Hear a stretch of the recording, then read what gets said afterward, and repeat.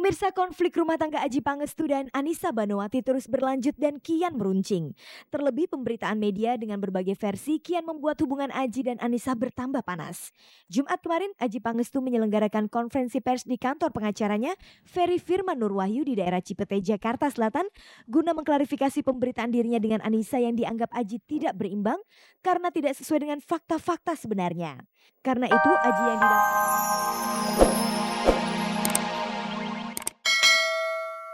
pencemaran nama baik kepada orang lain.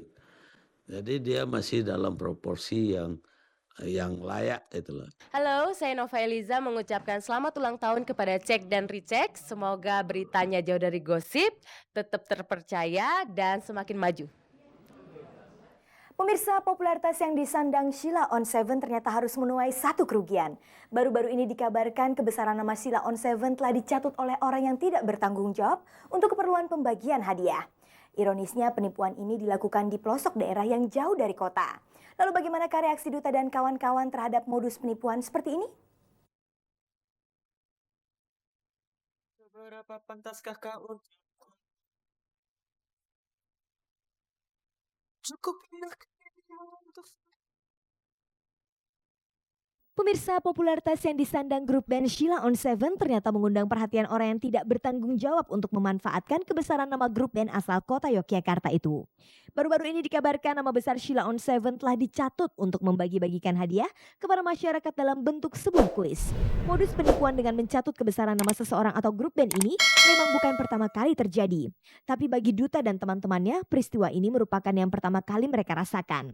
Ironisnya pada saat penipuan itu terjadi, mereka benar-benar tidak mengetahuinya sama sekali. Kita sangat prihatin dengan kejadian seperti itu gitu. Dan kita mohon dengan sangat untuk semua teman-teman yang dengerin musiknya Sheila on 7 yang sampai akhirnya ikut kuis apa segala macem. Kalau sampai ada kejadian seperti itu lagi, mohon sebelum bertindak lebih lanjut dikonfirmasikan dulu gitu, ke kantornya Sony Music Entertainment Indonesia. Kemudian ke Jogja pun bisa, ke kantornya Sheila on 7 Management. Sebenarnya penipuan semacam apa yang mereka rasakan itu? Jadi kayak misalnya Sony Music sama Sheila on 7 kerjasama ngadain kupon gitu mas, hadiahnya tuh kayak mobil segala macam gitu kan. Nah terus dari orangnya yang menang itu disuruh bayar pajak dulu gitu. Nah semacam gitulah, kupon kaset berhadiah gitulah.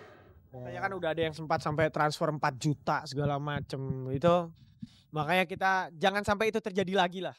Dalam persoalan ini, apakah mereka akan membawa masalahnya ke jalur hukum? Nah, kalau orang kan semua bicara negara ini negara hukum kan. Kalau memang udah jelas semua buktinya, terus siapa-siapanya ini ya pastilah kita. Cuman kan untuk ke arah sana kan aku pikir nggak segampang yang kita pikir lah. Dapat bukti terus kita ini bawa ke meja hijau kan nggak segampang itu. Kita masih follow up terus sih sampai benar-benar bukti-buktinya jelas. Maksudnya apa kira-kira ininya modus operandinya yang jelas apa segala macam. Maksudnya nanti pastilah kita akan sebisa mungkin sampai ke jalur hukum lah yang. Lantas dari penipuan ini kerugian macam apakah yang mereka rasakan?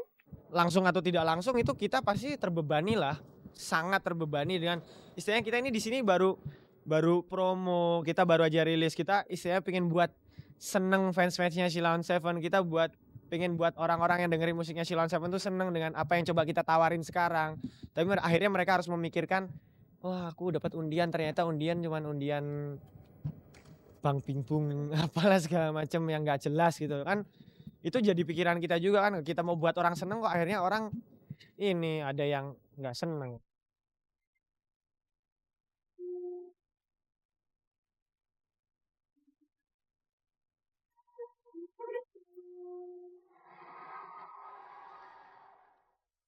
Kami dari Sheila on 7 mengucapkan selamat ulang tahun buat Cek dan Recheck yang ke-5. Kemudian ulang tahun buat RCTI yang ke-13. Selama ada kebutuhan akan infotainment semacam itu, Cek dari Cek, prospeknya ke masa depan, perkembangannya akan baik, akan bertahan lama. Nah, sekarang ya apa itu yang menentukan ada kebutuhan orang melihat infotainment seperti itu, tayangan semacam itu tergantung dari isinya apa. Maka tadi saya katakan kalau itu aja artis-artis saja begitu, bosan saya. Barangkali orang lain tidak bosan, bisa juga. Saya Nini Karlina beserta ibu-ibu Majelis Zikir Ar-Rohat mengucapkan selamat ulang tahun untuk tayangan Cek dan Ricek yang kelima dengan ucapan sukses selalu Cek dan Ricek ya. Pemirsa, berikut ini kita simak liputan aktual yang berhasil dihimpun tim Cek dan Ricek.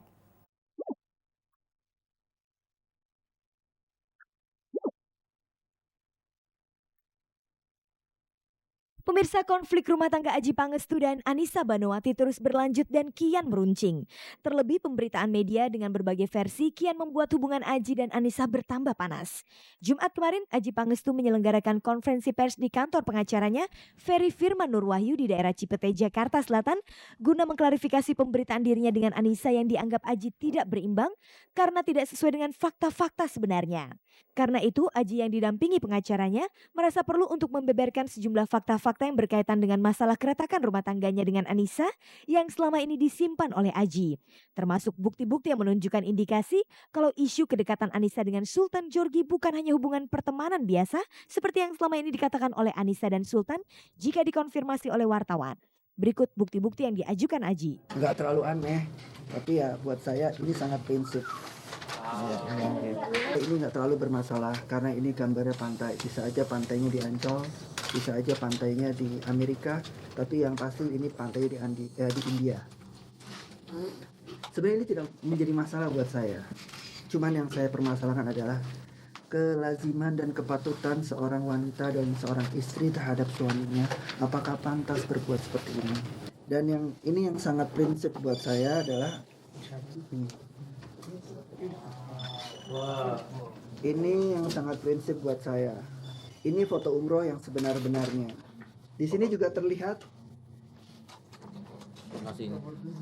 cincinnya Sultan pakai.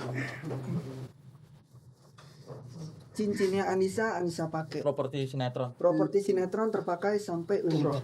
Jadi mungkin dicari ya mungkin mereka lupa mencopot, lupa mengembalikannya ke tukang makeup. Jadi masih terbawa terus ya. Ini yang buat saya agak sedikit aneh. Selain masalah kedekatan Anissa dengan Sultan, dalam konferensi pers itu pula, Adjie juga menjelaskan tentang kesepakatan antara dirinya dengan Anissa dalam sebuah surat tertulis. Di sini juga ada tertulis bahwa ini ditulis sama Anissa dan saya dengan tulisan tangan. Diparaf sama Anissa juga dan saya. Dibuat dengan dasar tidak ada paksaan dan itikat baik saya sama Anissa bahwa pada hari ini tanggal 29 Juni, saya ingat Mas. Pada tanggal 29 Juni ini malam itu Anissa datang ke apartemen saya untuk meminta cerai baik-baik. Dia datang bersama kakaknya namanya Guntur, sama pacarnya sama Lia. Saya ingat karena ini saya buat bersama-sama di situ. Sebenarnya apa alasan Adjie dengan Anissa membuat surat kesepakatan tersebut? Bikin kesepakatan itu karena kita kan dua-duanya mempunyai niat yang baik untuk menyelesaikan permasalahan ini. Kita mau cerai dalam keadaan baik-baik, tidak terjadi keributan, tidak terjadi saling menjelekan. Di situ ada ditulis tidak saling menjelekan. Tapi yang ada sekarang apa?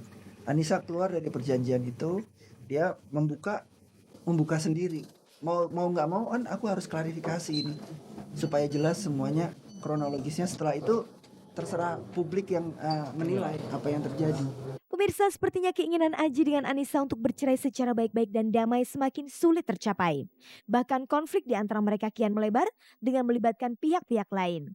Karena setelah konferensi pers itu, Adjie melalui pengacaranya berniat untuk melancarkan somasi kepada salah satu tabloid yang dianggapnya melakukan pencemaran nama baiknya dengan menuliskan berita yang tidak berimbang. Bagaimanakah akhir dari perseteruan Adjie dengan Anissa ini? Kita tunggu saja kabar selanjutnya.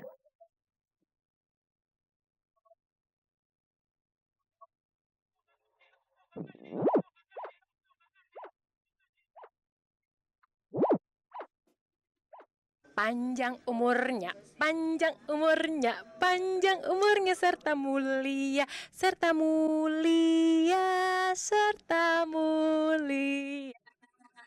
Oke, saya Lucy Rahmawati mengucapkan happy anniversary buat Check and Recheck yang kelima dan juga RCTI yang ke-13. Semoga sukses terus. Halo, saya Putri Indonesia 2002. Saya ingin mengucapkan selamat ulang tahun yang kelima untuk Check and Recheck RCTI. Semoga tetap jaya.